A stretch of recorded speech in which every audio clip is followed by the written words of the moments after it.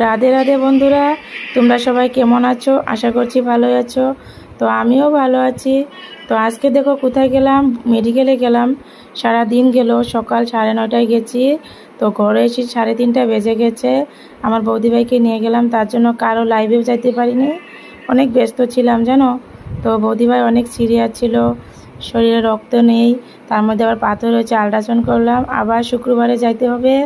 তো তোমরা কেউ কিছু মনে করো না বন্ধুরা, তোমাদেরকে দেখানোর জন্য একটু ভিডিও করলাম, সত্যি তা না হলে করতাম না। দেখো ভালো হয়নি, তো এমনিই করেছি তোমাদেরকে দেখানোর জন্য।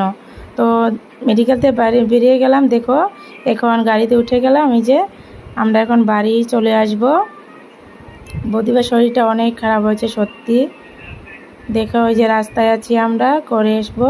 এই যে দেখো বৌদিভাইকে কান্না করছে জানো, কান্না করছে। আমি বলছি কান্না করো না বৌদি, কান্না করো না। এই যে দেখো আমরা রিক্সাতে উঠে চলে এসেছি, তো কান্না করছে। আমি বারবার বলছি বৌদিভাই কান্না করো না প্লিজ, ভালো হয়ে যাবে। তো তোমরা সবাই আশীর্বাদ করো যেন ভালো হয়ে যায়। টাটা।